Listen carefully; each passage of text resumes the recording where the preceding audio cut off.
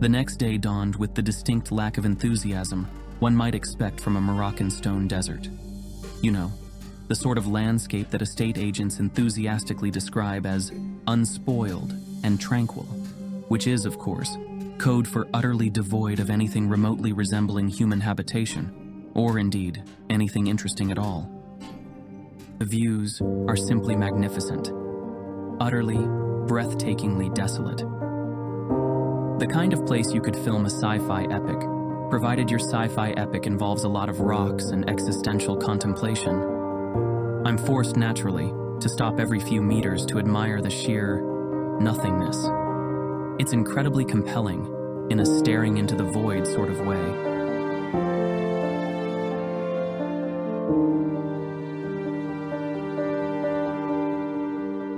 I cross a bridge that looked like it might have been a prop made from a movie. I am fairly certain I navigated it with a touch more finesse. Smoother than the locals, I suspect. Though naturally, I wouldn't dream of mentioning it to them.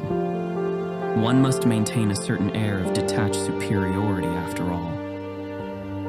As I got closer, the landscape grudgingly began to cough up signs of industry. Small mine shafts, like the entrances to badger sets, dotted the hillsides. The dwellings around them were functional. Life here looked uncomplicated, certainly not luxurious. The people, however, possessed a spirit that transcended their surroundings. A sense of freedom, born, perhaps, from the sheer lack of anything to be tied down to. It was, frankly, inspiring and slightly terrifying. And then luck, that capricious mistress, decided to smile upon yours truly. A chance encounter with some locals, a few gestures, some broken French that would make a Parisian weep. And before I knew it, I was being invited to descend into the very bowels of the earth. We approach the mine entrance, which involves traversing another bridge that appears to have seen better days. Inside, it's a whole new world. Or old world. The air is, shall we say, vintage, carrying the heavy scent of damp earth and centuries of hard labor. We commence what can only be described as a subterranean marathon, trekking nearly a kilometer through narrow, winding tunnels. It's a proper labyrinth, this, and if it hadn't been for my local guide, I'd no doubt be wandering still, destined to become a permanent, if slightly sarcastic, fixture of the mine's folklore. We walk past some older, more derelict sections of the mine. The Ahouli Mine, which began operations at the turn of the century, was at the peak of its glory under the Protectorate due to its lead production.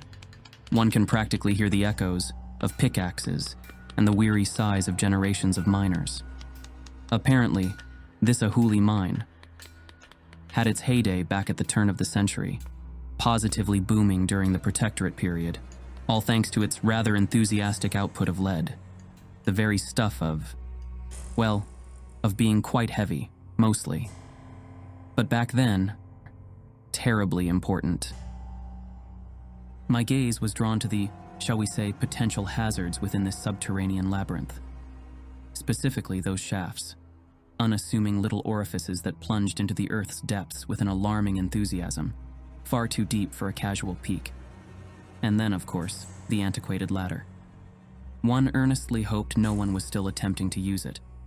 The miners had, perhaps sensibly, placed their trust in a higher power.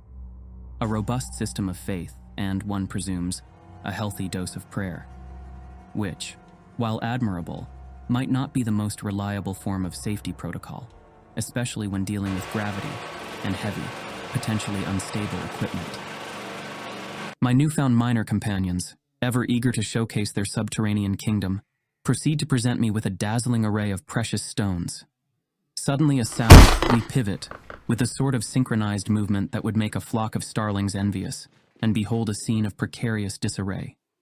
Sacks, presumably packed with something considerably more valuable than my collection of novelty socks, have tumbled from their perch and are now dangling precariously over a metal scaffolding. The type made on a Monday morning.